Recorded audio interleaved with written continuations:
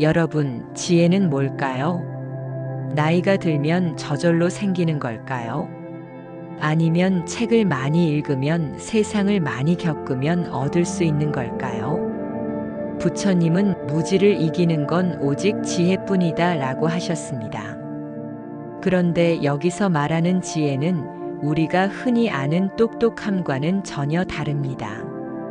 오늘은 이 지혜의 진짜 의미, 그리고 왜 부처님께서 지혜만이 무지를 이길 수 있다 라고 말씀하셨는지 함께 깊이 살펴보겠습니다.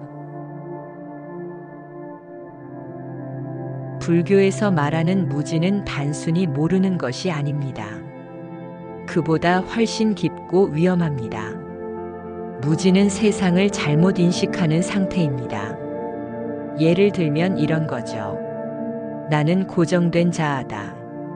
모든 것은 변하지 않는다. 모든 일의 원인은 외부에 있다. 이런 생각은 마치 구름을 보고 산이라고 착각하는 것과도 같습니다. 실체가 없는데 있는 줄 아는 상태. 이것이 무명입니다. 이 무지에서 탐욕, 분노, 어리석음이 태어나고 이것이 고통의 시작입니다. 무지는 인과를 모르고 세상의 이치를 자기 중심적으로 왜곡하는 것입니다.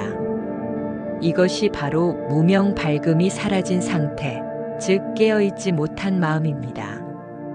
무지한 사람은 늘 외부를 탓합니다. 운명을 탓하고 사람을 탓하고 과거를 탓합니다. 그러나 부처님은 그 어떤 고통도 밖에서 온다고 말씀하지 않으셨습니다. 고통의 뿌리는 착각에 있습니다. 나라는 실체가 고정되어 있고 그것을 중심으로 세상이 움직인다고 여기는 그 무명에 이미 괴로움은 시작됩니다.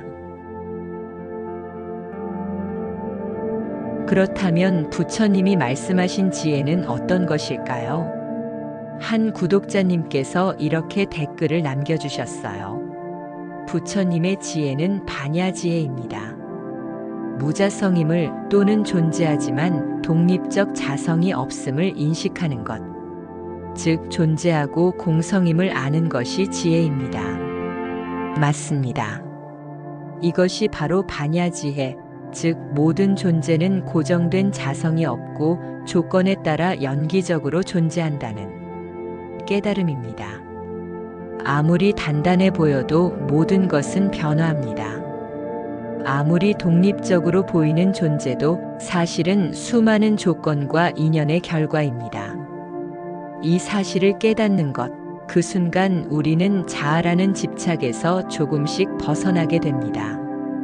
지혜는 단지 많이 아는 것이 아닙니다. 지혜는 있는 그대로 보는 힘입니다. 그것은 모든 존재가 조건 따라 일어났음을 보고 그 조건이 사라지면 존재 역시 사라진다는 사실을 받아들이는 마음입니다. 그런데 이게 쉽지 않습니다. 왜냐하면 우리는 언제나 영원하고 안정된 것을 붙잡고 싶어 하기 때문입니다. 하지만 지혜는 말합니다. 모든 것은 흘러간다. 붙잡을수록 고통이 커진다. 이것을 아는 것, 그것이 깨달음이며 지혜의 눈이 열린 순간입니다. 그럼 이런 지혜가 우리의 삶에 어떻게 적용될 수 있을까요? 예를 들어 누군가에게 서운한 말을 들었을 때 우리는 흔히 저 사람이 나를 무시했어 라고 생각하죠. 그런데 그 순간 나는 고정된 자아다라는 착각에 빠져 있는 겁니다. 그 사람의 말도 나의 감정도 수많은 원인과 조건에 의해 만들어진 일시적인 흐름입니다. 그걸 알아차리는 순간 분노는 작아지고 자비는 생깁니다. 또 이런 예도 있어요. 왜 나만 이렇게 힘든 삶을 살까? 나는 왜 이렇게 안 풀릴까? 이 질문 뒤에는 늘 나는 독립된 존재다라는 전제가 숨어 있습니다. 하지만 연기의 관점에서 보면 나의 삶도 끊임없는 인연과 조건의 연속이고 그 흐름 위에 있는 나를 알아차리는 것이 곧 지혜의 시작입니다. 그리고 이런 경우도 있습니다.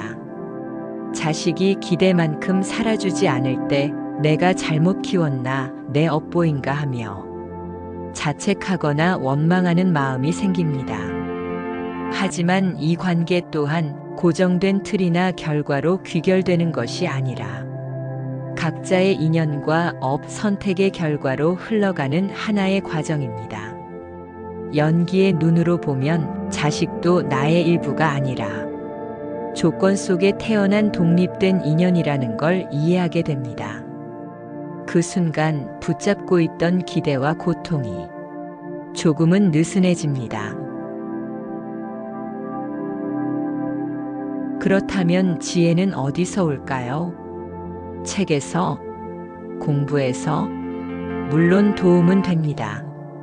하지만 진짜 지혜는 직접 경험하고 관찰하고 알아차리는 것에서 옵니다. 앉아서 호흡을 바라보는 명상, 감정이 올라올 때 그걸 알아차리는 순간, 상대의 말을 들을 때 내 반응을 보는 그 짧은 틈, 이 모든 것이 반야 지혜를 키우는 수행입니다. 즉, 지혜는 단순히 정보를 쌓는 것이 아니라 삶에서 알아차림을 반복할 때마다 자라납니다. 예를 들어 설명하겠습니다. 첫 번째로 감정이 일어날 때 그걸 바라보는 연습을 합니다.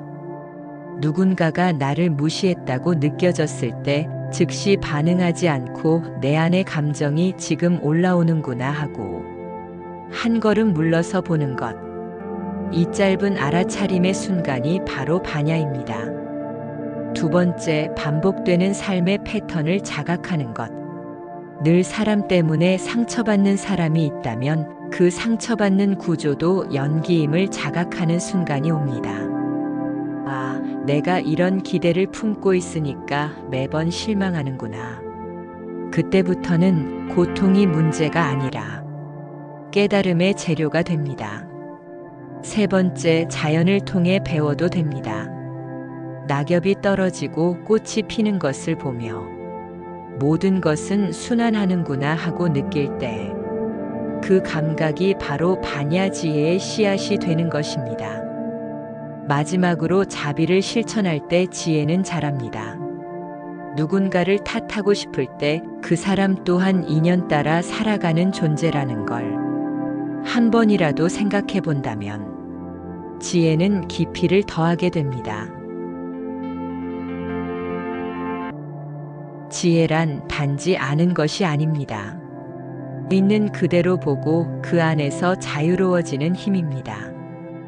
무지를 이기는 건 오직 지혜뿐이라는 말은 곧 자신을 바로 보면 고통에서 벗어날 수 있다는 선언입니다. 오늘 이 영상을 통해 여러분의 일상 속에서 지혜의 눈을 뜨는 작은 계기가 되길 바랍니다. 혹시 여러분은 일상 속에서 지혜롭게 본 순간이 있었나요? 내가 무지를 내려놓았던 그 순간. 여러분의 이야기를 댓글로 들려주세요. 함께 배워가고 깨어나가는 마음붓다가 되겠습니다.